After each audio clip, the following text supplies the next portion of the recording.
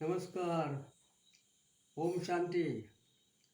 मैं एक ज्येष्ठ नागरिक नाम गोपाल महाजन, उम्र 90 ईयर्स, सभी ज्येष्ठ नागरिक भाई बहनों को प्रणाम करके कुछ कहना चाहता हूँ कि जिससे आपको फायदा होगा। इसके पहले भी पुष्प एक का वीडियो में उम्र बढ़ने से उम्मीद बढ़ती है और अपने को रिटायर्ड नहीं समझना, कुछ काम करना बाकी है, ये समझे, ये बात कही थी। अब इस वीडियो में पुष्प दोन में आप परिवार के आधार स्तंभ होकर क्या करना है, ये बात करना चाहता हूँ। आज की बातें बहुत महत्व की है, इसलिए वीडियो आखिर तक सुनो।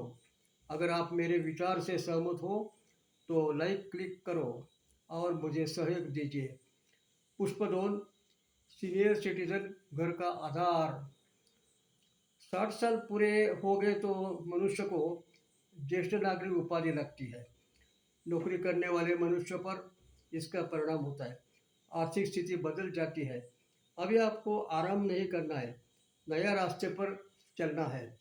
आपको लगता होगा मेरे पास पैसा है, जगह है, ये रंग रंगीली झमझमाट की दुनिया में मेरा रिटायर्ड लाइफ मुझे सुख देगा। बात सही है, धनलक्ष्मी बहुत चंचल है, शरीर तंदुरुस्त रखना पड़ेगा, इसलिए काम में व्यस्त रहो। घर के काम में व्यस्त रहो या बाहर के 2-4 घंटे काम करते रहो, सुख मिलेगा। प्राण बचाए लाख पाए। जैसे मैंने कहा, नया रास्ता चलना है तो दूसरा विचार भी आपको सुख देगा।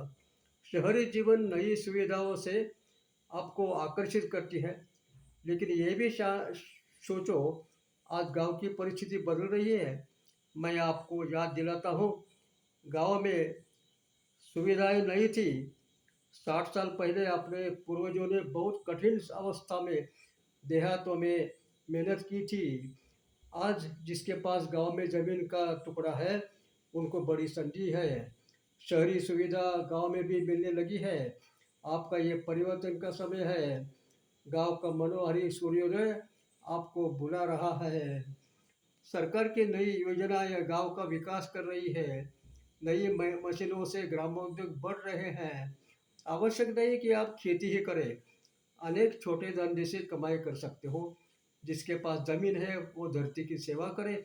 दूध का धंधा, पशुपालन, फलोद्योग, ट्रांसपोर्ट, बांधकाम, ऐसे भिन्न भिन्न क्षेत्र से कमाई कर सकते हो। पढ़े लिखे रिटायर्ड व्यक्ति ट्यूशन क्लासेस शुरू कर सकते हैं। अब ज्येष्ठ नागरिक शहर में भी रह सकते हैं। अपने गृहस्थी बच्चे के परिवार में दादा दादी का रहना घर को शोभा देता है। नौकरी में सारा दिन काम करने से माँ बाप को अपने बच्चों पर ध्यान देने के लिए समय नहीं है। ऐसी परिस्थिति में दादा दादी, नाना नानी, वट वृक्ष की छाया जैसा परिवार को अनेक घर में आधार होगा। एकत्र परिवार पद्धति से शांति, सौख्य, प्रेम का लाभ मिलेगा। शहरों में ज्येष्ठ नागरिक अपना समय और दूसरी काम में दे सकता है।